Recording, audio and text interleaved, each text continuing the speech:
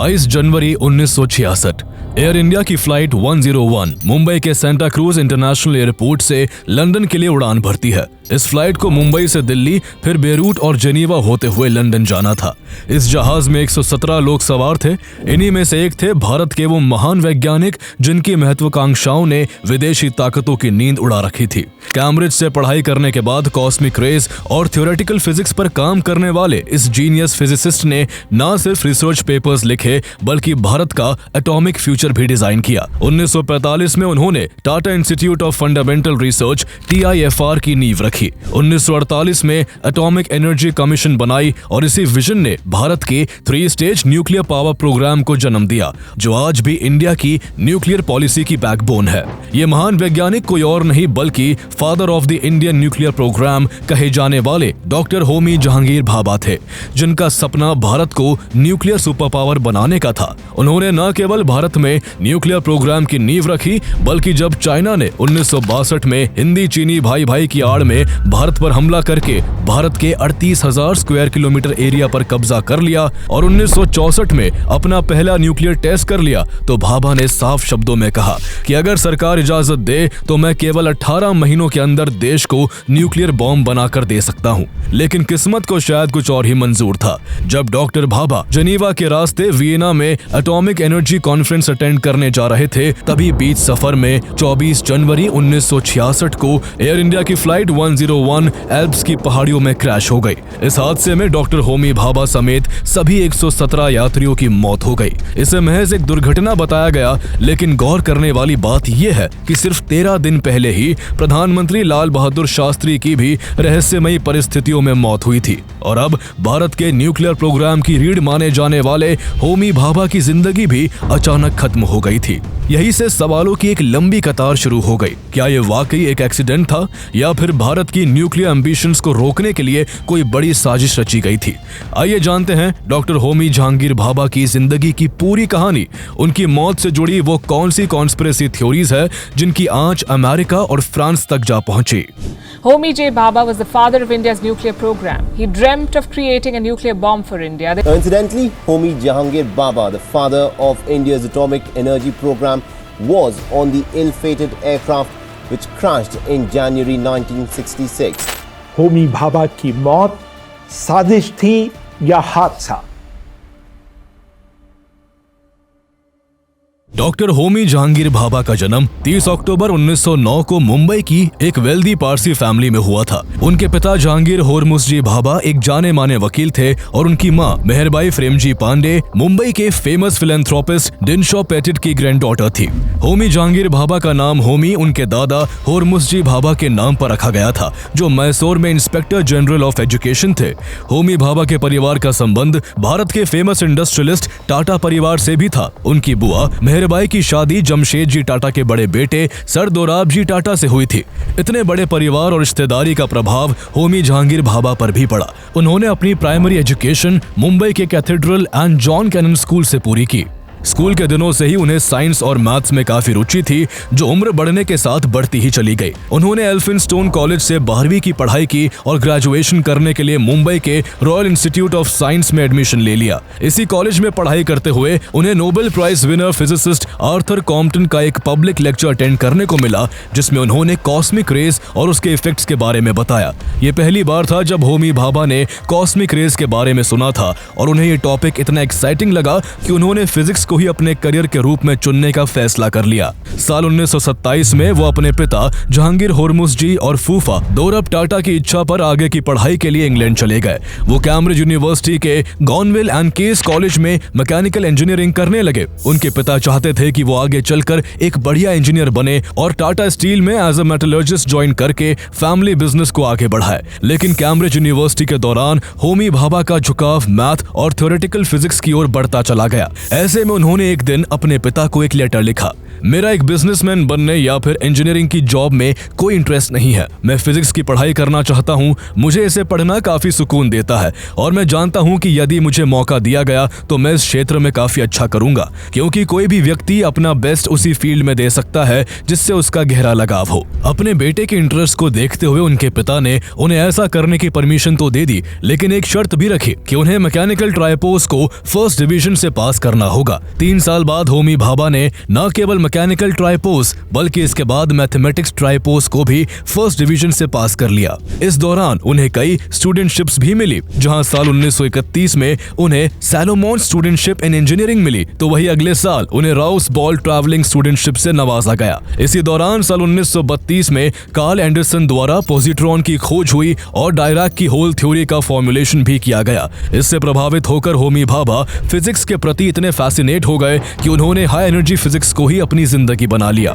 इसके बाद उन्होंने थ्योरेटिकल फिजिक्स पर पीएचडी करना शुरू कर दिया। साल 1933 में उन्होंने इलेक्ट्रॉन शावर्स की भूमिका पर अपना पहला पेपर पब्लिश किया, जिसमें उन्होंने बताया कि किस तरह इलेक्ट्रॉन शावर्स कॉस्मिक रेडिएशन को एब्जॉर्ब करने में मदद करते हैं। अगले साल होमी भाभा को आइजैक न्यूटन स्टूडेंटशिप के लिए चुना गया, जिसे उन्होंने लगातार 3 साल तक बरकरार रखा। इस दौरान उन्हें अपनी रिसर्च पूरी करने के लिए यूरोप के कई प्रेस्टिजियस इंस्टीट्यूशंस और बड़े-बड़े साइंटिस्ट के साथ भी काम करने का मौका मिला, जिससे काफी कम उम्र में उनकी वेस्टर्न कंट्रीज में अच्छी खासी पहचान बन गई। उन्हें Ernest Rutherford, Niels Bohr, Chadwick, Cockcroft, Dirac, Heitler, Kramers, Pauli और एनरिको फर्मी जैसे दुनिया के महान वैज्ञानिकों के साथ काम करने का मौका मिला, जिससे उन्हें उनकी खोज में काफी हेल्प मिली।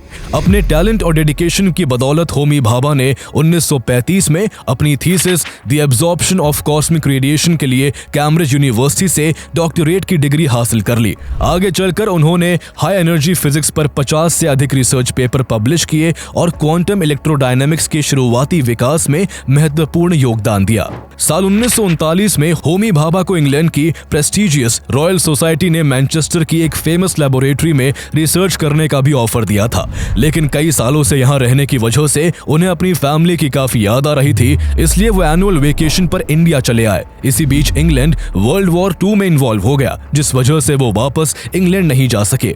ये घटना फ्यूचर में भारत के लिए एक बड़ा वरदान साबित हुई। भारत आने के बाद उन्होंने बैंगलोर के Indian Institute of Science IISc में प्रोफेसर के तौर पर पढ़ाना शुरू किया, जिससे Nobel prize winner doctor CV Raman भी फिजिक्स के प्रोफेसर के तौर पर जुड़े हुए थे। आगे चलकर होमी भाभा ने IISc में कॉस्मिक रेज की खोज के लिए एक अलग डिपार्टमेंट की स्थापना भी की, ताकि भारत से भी इस क्षेत्र में नई प्रतिभाएं उभर सके। इसी इंस्टीट्यूट में वो भारत के एक और फेमस साइंटिस्ट विक्रम साराभाई से मिले, जिनके साथ मिलकर उन्होंने भारत की साइंस एंड टेक्नोलॉजी को नेक्स्ट लेवल तक ले जाने का काम किया। विक्रम साराभाई भी कैम्ब्रिज यूनिवर्सिटी से ही अपनी पढ़ाई कर रहे थे, लेकिन वर्ल्ड वॉर 2 के चलते उन्हें भी साल 1940 में इंग्लैंड से वापस भारत लौटना पड़ा था और डॉक्टर CV रमन के बुलाने पर वो भी IISc से रीडर के तौर पर जुड़ गए थे। तब तक Homi Bhabha cosmic rays research department के प्रोफेसर बन चुके थे। विक्रम साराभाई का इंटरेस्ट भी कॉस्मिक रेज में ही था। इस तरह से कॉस्मिक रेज दोनों को एक दूसरे के करीब ले आई और फिर दोनों में ऐसी दोस्ती हुई जो मरते दम तक कायम रही।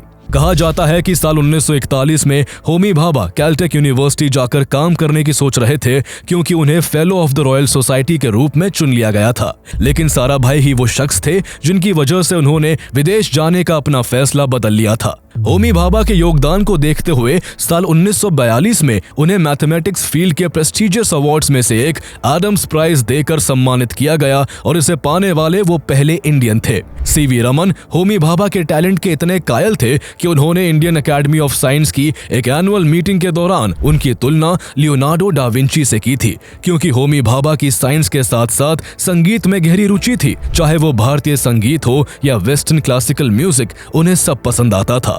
किस पेंटिंग को कहां टांगा जाए और कैसे टांगा जाए, फर्नीचर कैसा बनना है, हर चीज के बारे में वो बहुत गहराई से सोचते थे। होमी भाभा ने साल 1945 तक IISc में अपनी सेवाएं दी। IISc में टीचिंग करने के दौरान ही उन्होंने अपने दोस्त और फेमस इंडस्ट्रियलिस्ट JRD टाटा को फंडामेंटल फिजिक्स की एक रिसर्च इंस्टीट्यूट खोलने का प्रस्ताव दिया, जिसके लिए JRD टाटा तैयार हो गए। इसके बाद साल 1945 में टाटा के फंड से होमी भाभा ने Tata institute of fundamental fundamental research TIFR की स्थापना की और वही इसके पहले डायरेक्टर भी बने। 2 साल बाद 1947 में भारत गुलामी की बेड़ियों को तोड़कर आजाद हुआ और पंडित जवाहरलाल नेहरू देश के पहले प्राइम मिनिस्टर बने।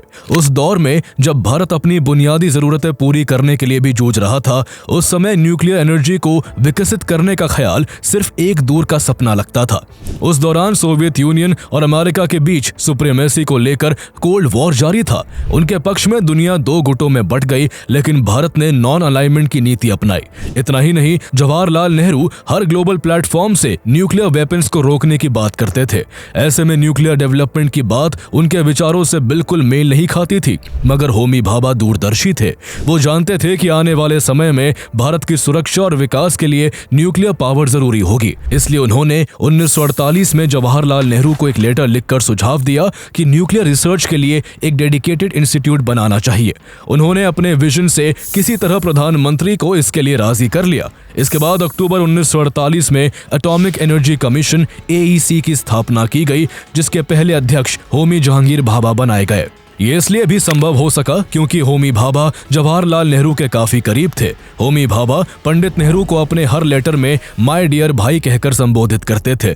उनकी इस नजदीकी का जिक्र खुद इंदिरा गांधी ने संसद में अपने एक भाषण के दौरान किया था। उन्होंने बताया कि भाभा अक्सर देर रात उनके पिता जवाहरलाल नेहरू को फोन करते थे और दोनों घंटों तक बातें करते थे।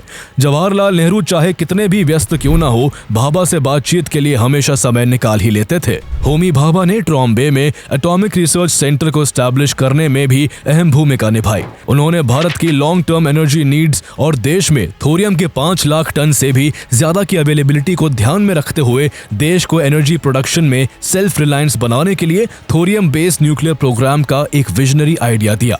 भाभा का आइडिया इतना यूनिक और फ्यूचरिस्टिक था कि सरकार ने जल्दी ही इसे अपने फ्यूचर प्लान का हिस्सा बना लिया और इस पर काम शुरू कर दिया। आज होमी भाभा के चलते थोरियम रिसर्च में भारत दुनिया के लीडिंग नेशंस में गिना जाता है। साल 1954 में भारत सरकार ने साइंस एंड टेक्नोलॉजी के क्षेत्र में होमी भाभा के योगदान को देखते हुए उन्हें देश के second highest civilian honours Padma Bhushan से सम्मानित किया। यही नहीं, उन्हें 5 बार नोबेल प्राइज के लिए भी नॉमिनेट किया गया, लेकिन उन्हें यह सम्मान नहीं मिल सका। साल 1955 में उन्हें यूनाइटेड नेशंस द्वारा आयोजित first international conference on the peaceful uses of atomic energy का प्रेसिडेंट चुना गया, जिसमें 73 देशों के 1428 मेंबर्स मौजूद थे। इस कॉन्फ्रेंस के 2 साल बाद ही International Atomic Energy Agency IAEA को एस्टैब्लिश किया गया, जिसमें होमी भाभा का भी योगदान था। उन्हीं दिनों भारत में एक न्यूक्लियर रिएक्टर की डेवलपमेंट की बातें भी चल रही थी, जिसे ट्रॉम्बे के एटॉमिक रिसर्च सेंटर में ही एस्टैब्लिश किया जाना था। लेकिन दिक्कत ये थी कि न्यूक्लियर रिएक्टर के लिए एनरिच यूरेनियम की जरूरत थी और उस समय भारत के पास यूरेनियम एनरिच करने की टेक्नोलॉजी नहीं थी। ऐसे में डॉक्टर होमी भाभा ने कैम्ब्रिज में साथ पढ़े अपने एक दोस्त जॉन कॉकक्रॉफ्ट की मदद ली, जो उस समय यूके एटॉमिक एनर्जी अथॉरिटी से जुड़े हुए थे। इसके बाद यूके एटॉमिक एनर्जी अथॉरिटी और इंडिया के डिपार्टमेंट ऑफ एटॉमिक एनर्जी के बीच एक एग्रीमेंट हुआ और ब्रिटेन ने भारत को एनरिच यूरेनियम सप्लाई करना शुरू कर दिया। होमी भाभा के प्रयासों से ही कनाडा भारत में एक 40 मेगावाट का रिसर्च रिएक्टर एस्टैब्लिश करने के लिए सहमत हुआ। इसका नतीजा ये हुआ कि अगस्त 1956 में भारत ने अपना पहला न्यूक्लियर रिएक्टर डेवलप कर लिया, जिसे अप्सरा के नाम से जाना जाता है। यही से भारत में न्यूक्लियर वेपन्स बनाने के दरवाजे खुल गए। मगर फिर भी भारत उस समय न्यूक्लियर वेपन नहीं बनाना चाहता था और पीसफुल न्यूक्लियर एनर्जी पर ही फोकस कर रहा था। लेकिन इसी बीच साल 1962 में जब चाइना ने भारत पर हमला करके भारत को युद्ध में हरा दिया और अक्साई चीन समेत भारत के 38,000 स्क्वायर किलोमीटर एरिया पर अपना कब्जा कर लिया, तो भारत को अपनी कमजोरियों का जल्द ही एहसास हो गया। अक्टूबर 1964 में चीन ने न्यूक्लियर बॉम्ब का भी टेस्ट कर लिया, जिसने भारत की सुरक्षा को और भी बड़े खतरे में डाल दिया। ये 2 ऐसे इंसिडेंट्स थे जिन्होंने भारत को जल्द से जल्द न्यूक्लियर पावर बनने की दिशा में सोचने को मजबूर कर दिया था। डॉक्टर होमी भाभा खुद को रोक नहीं सके और उन्होंने इसके कुछ दिन बाद ऑल इंडिया रेडियो पर कहा, 50 एटम बॉम्ब बनाने में 10 करोड़ और 2 मेगाटन के इतने ही एटम बॉम्ब बनाने में 15 करोड़ का खर्चा होगा और ये खर्च एक देश के तौर पर काफी मामूली है। इसलिए हमारी सरकार अगर इजाजत दे दे तो मैं केवल 18 महीने के अंदर देश को एटम बॉम्ब तैयार करके दे दूंगा। उस समय तक जवाहरलाल नेहरू की मौत हो चुकी थी और लाल बहादुर शास्त्री नए प्रधानमंत्री बन चुके थे, जिनका शुरुआत में न्यूक्लियर डेवलपमेंट के प्रति नजरिया ज्यादा पॉजिटिव नहीं था। उनको वो सब समझने में दिक्कत हो रही थी जो भाभा उन्हें समझाना चाह रहे थे। लेकिन भाभा ने जल्दी ही लाल बहादुर शास्त्री को परमाणु शक्ति के शांतिपूर्ण इस्तेमाल के लिए मना लिया और इसी के चलते अप्रैल 1965 में भारत में nuclear explosion for peaceful purposes नाम से एक न्यूक्लियर इनिशिएटिव शुरू हुआ। इसे आगे बढ़ाने के लिए न्यूक्लियर फिजिसिस्ट राजा रमन्ना के नेतृत्व में वैज्ञानिकों की एक डेडिकेटेड टीम बनाई गई। इसी बीच अगस्त 1965 में पाकिस्तान ने भारत पर हमला कर दिया। उस समय भारत जियोपॉलिटिकली काफी कमजोर मोड़ पर था। एक तरफ पाकिस्तान के सर पर अमेरिका का हाथ था जो उसे भर भर के एडवांस वेपन्स, एयरक्राफ्ट्स और टैंक्स दे रहा था, और दूसरी ओर पाकिस्तान को यह भी लग रहा था कि 1962 की जंग में चीन से हारने के बाद भारत इतना कमजोर हो गया है कि वो भारत से कश्मीर छीन लेगा। हालांकि उसकी ये गलतफहमी जल्दी ही दूर हो गई और उसे सितंबर 1965 में अपनी नाकामी के साथ युद्ध विराम के लिए राजी होना पड़ा। लेकिन इस युद्ध ने प्रधानमंत्री लाल बहादुर शास्त्री को न्यूक्लियर वेपन्स की आवश्यकता का गहरा एहसास करा दिया था। इसी वजह से दिसंबर 1965 में उन्होंने खुद होमी भाभा से शांतिपूर्ण उद्देश्यों के लिए परमाणु विस्फोट के काम को तेज करने के लिए कहा जाता है कि लाल बहादुर शास्त्री ने होमी भाभा को अपने कैबिनेट में शामिल होने का प्रस्ताव भी दिया था, लेकिन भाभा ने किसी राजनीतिक पद को स्वीकार करने के बजाय एक वैज्ञानिक के रूप में ही देश की सेवा करने को सही समझा। चूंकि डॉक्टर होमी भाभा पहले ही कह चुके थे कि वो केवल 18 महीनों में न्यूक्लियर वेपन्स बना सकते हैं और अब प्रधानमंत्री लाल बहादुर शास्त्री का भी उन्हें पूरा सपोर्ट था, इसलिए काफी संभावना थी कि 1966 के अंत या 1967 के शुरुआत तक भारत एक न्यूक्लियर पावर बन सकता था। लेकिन जब भारत इस दिशा में तेजी से आगे बढ़ रहा था, उसी बीच पाकिस्तान से शांति वार्ता करने ताशकंद गए प्राइम मिनिस्टर लाल बहादुर शास्त्री की 11 जनवरी 1966 को रहस्यमयी परिस्थितियों में मौत हो जाती है। प्रधानमंत्री की मौत के केवल 13 दिन बाद फिर से कुछ ऐसा होता है जो भारत के न्यूक्लियर प्रोग्राम को बैकफुट पर ढकेल देता है। जनवरी 1966 के लास्ट वीक में ऑस्ट्रिया की राजधानी वियना में scientific advisory committee of the international Atomic Energy agency की एक कॉन्फ्रेंस होने वाली थी और इसे इंडिया के रिप्रेजेंटेटिव के तौर पर होमी भाभा भी अटेंड करने वाले थे। उन दिनों बॉम्बे से वियना की कोई सीधी फ्लाइट नहीं होती थी और ऐसे में स्विट्जरलैंड के जेनीवा में फ्लाइट बदल कर वियना जाना पड़ता था।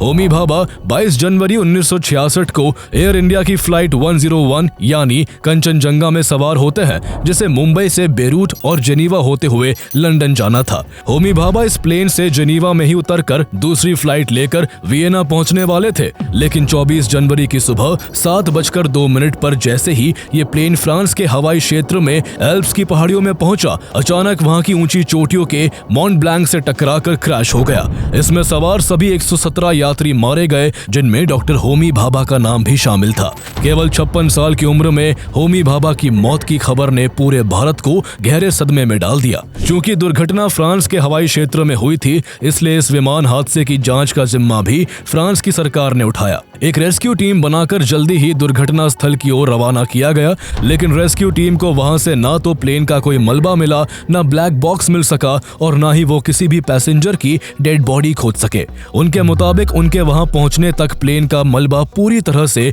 ग्लेशियर में समा चुका था।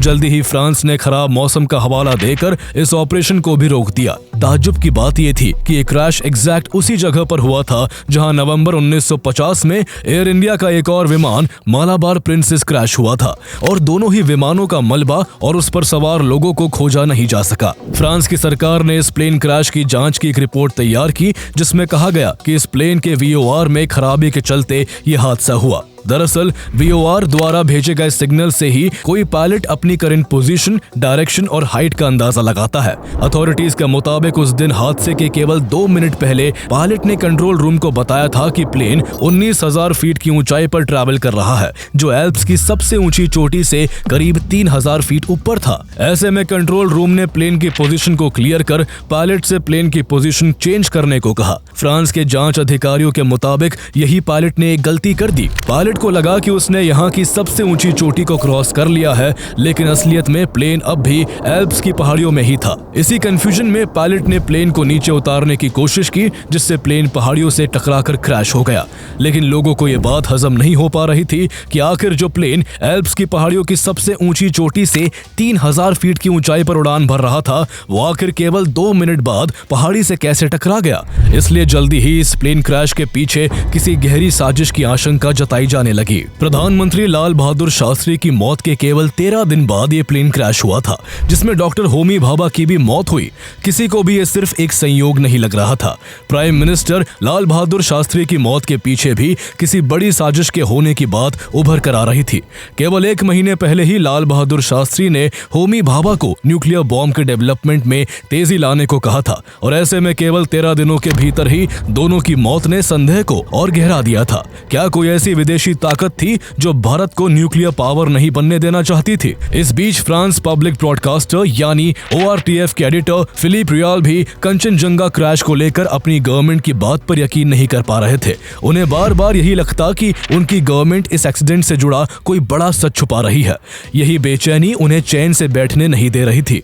आखिरकार उन्होंने रिस्क उठाते हुए अपने कैमरा क्रू को इटालियन साइट से मॉन्ट ब्लांक की ओर इन्वेस्टिगेशन के लिए भेजा। इसके बाद 1843 मैगजीन में इस इन्वेस्टिगेशन से जुड़ी एक रिपोर्ट पब्लिश की गई, जिसमें बताया गया कि फिलिप रियाल की टीम को वहां प्लेन का एक टुकड़ा मिला था जिस पर 1 जून 1960 लिखा था। लेकिन हैरान करने वाली बात यह थी कि कंचनजंगा साल 1961 में सर्विस में आया था। इसके अलावा उन्हें वहां पीले रंग के प्लेन का सामने के हिस्से का एक टुकड़ा भी मिला, और वो भी क्रैश हुए कंचनजंगा के कलर से मेल नहीं खाता था। ऐसे में फ्रेंच गवर्नमेंट की रिपोर्ट का झूठा होने का शक और गहरा गया। इससे फ्रांस की सरकार पर जांच अच्छे से ना करने और इस प्लेन एक्सीडेंट से जुड़े सच को दबाने के आरोप लगने लगे। इसके बाद ORTF ने अपनी एक और टीम को प्लेन के ब्लैक बॉक्स की तलाश में मॉन्ट ब्लांक भेजा। लेकिन जैसे ही इसकी खबर फ्रांस के इंटीरियर मिनिस्टर तक पहुंची, उन्होंने तुरंत ORTF के हेड को फोन करके आदेश दिया कि उनकी टीम तुरंत मॉन्ट ब्लांक से वापस लौट आए। सरकार के दबाव के बाद टीम को नीचे आना पड़ा, लेकिन जैसे ही जांच टीम पहाड़ से नीचे उतरी, उसके एक मेंबर ने चुप्पी तोड़ दी। उसने खुलकर कहा कि एयर इंडिया की फ्लाइट पहाड़ी से नहीं बल्कि एक दूसरे विमान से टकराने के बाद क्रैश हुई थी। उसके हिसाब से ये दूसरा विमान वही था जिसका मलबा उनको वहां मिला था। इस बयान ने सबको हिला रख दिया। संदेह तब और बढ़ गया जब उनकी खोज में मिली चीजों को फ्रांस सरकार ने तुरंत अपने कब्जे में ले लिया और किसी को भी इसकी जानकारी नहीं दी। ORTF की जांच के बाद भले ही होमी भाभा की मौत से जुड़ी अलग अलग थ्योरीज पर चर्चा होती रही, लेकिन उनमें से कोई भी इतनी मजबूत नहीं थी कि बड़ी हेडलाइंस बना सके। लेकिन करीब 4 दशक बाद साल 2008 में एक किताब conversations with the crow publish हुई, और इसमें होमी भाभा की मौत से जुड़े ऐसे दावे किए गए जिसने सबके होश उड़ा दिए और शक की सुई अमेरिका की ओर घूम गई। ये बुक CIA के पूर्व अधिकारी रॉबर्ट क्राउली और फेमस जर्नलिस्ट ग्रेगरी डगलस के बीच हुई बातचीत का एक कलेक्शन थी। CIA में क्राउली को क्रो के नाम से जाना जाता था और उन्होंने अपना पूरा करियर वहां के डायरेक्टोरेट ऑफ प्लान्स में बिताया था, जिसे डिपार्टमेंट ऑफ डर्टी ट्रिक्स भी कहा जाता है। क्राउली और डगलस के बीच गहरे संबंध थे। इसी वजह से क्राउली ने उनसे कई सीक्रेट इश्यूज पर खुलकर बातें की थी। इतना ही नहीं, उन्होंने डगलस को सीक्रेट डॉक्यूमेंट से भरे 2 बक्से भी सौंपे और निर्देश दिया कि इनका खुलासा केवल उनकी मौत के बाद ही किया जाए। यही वजह थी कि ग्रेगरी डगलस ने रॉबर्ट क्राउली की मौत के 8 साल बाद इस किताब को पब्लिश किया। इस किताब में 5 जुलाई 1996 को ग्रेगरी डगलस और रॉबर्ट क्राउली के बीच हुई एक टेलीफोनिक कॉन्वर्सेशन भी दर्ज है, जिसमें क्राउली ने कहा 1960s में अमेरिका और भारत के रिश्ते अच्छे नहीं थे। उस समय इंडिया अपने परमाणु बम पर काम करना शुरू कर चुका था। भारत ये दिखाने की कोशिश कर रहा था कि वो कितना चालाक है और जल्दी ही दुनिया की एक बड़ी ताकत बनने जा रहा है। क्राउली ने आगे बताया कि भारत सोवियत यूनियन के और करीब आता जा रहा था और इस पूरी पहल के पीछे होमी भाभा का दिमाग था। उनके पास न सिर्फ परमाणु बम बनाने की पूरी क्षमता थी, बल्कि उन्होंने साफ कर दिया था कि दुनिया की कोई भी ताकत उन्हें और भारत को न्यूक्लियर पावर देशों के बराबरी करने से नहीं रोक सकती। क्राउली के मुताबिक सोवियत से भारत की बढ़ती नजदीकी और होमी भाभा के नेतृत्व में देश के परमाणु शक्ति बनने की संभावना ने अमेरिका को चिंतित कर दिया था। इसलिए CIA ने होमी भाभा की मौत की साजिश रची और उन्हें मारने करने के लिए एयर इंडिया की फ्लाइट 101 जिसमें होमी भाभा सवार थे उसके कार्गो होल्ड में बम लगा दिया। इसी कॉन्वर्सेशन में क्राउली ने यह भी दावा किया कि लाल बहादुर शास्त्री की ताशकंद में हुई रहस्यमयी मौत के पीछे भी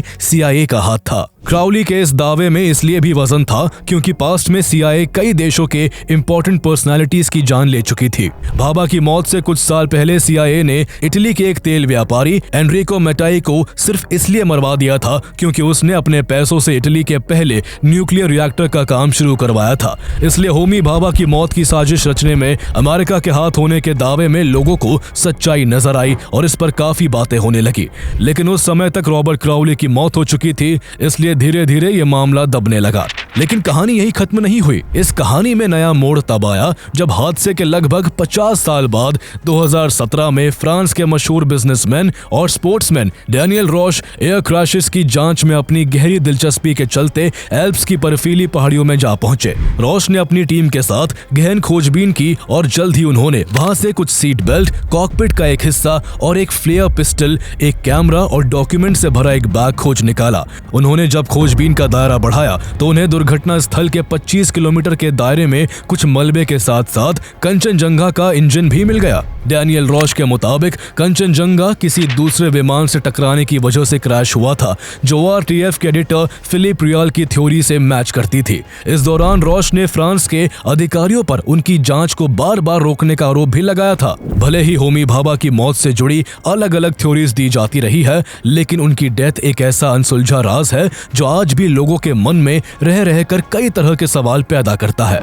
होमी भाभा की मौत के बाद भारत सरकार ने एटॉमिक रिसर्च सेंटर का नाम बदलकर उनके सम्मान में Bhabha atomic research centre BARC कर दिया। उनके बाद एटॉमिक एनर्जी कमीशन के अध्यक्ष पद को उनके सबसे करीबी दोस्त और महान वैज्ञानिक विक्रम साराभाई ने संभाला और देश के दो और प्रतिष्ठित न्यूक्लियर साइंटिस्ट राजा रमन्ना और होमी सेठना के साथ मिलकर भारत के परमाणु कार्यक्रम को आगे बढ़ाया। इसका नतीजा ये हुआ कि भारत 18 मई 1974 को राजस्थान के पोखरण में ऑपरेशन स्माइलिंग बुद्धा के तहत न्यूक्लियर टेस्ट करने में सफल रहा और इस तरह से होमी भाभा का वो सपना भी साकार हुआ जिसका वादा उन्होंने 1964 में किया था। आज भाभा के फ्यूचरिस्टिक विजन की वजह से Bharat nuclear energy and nuclear weapons के मामले में बेहद मजबूत स्थिति में है।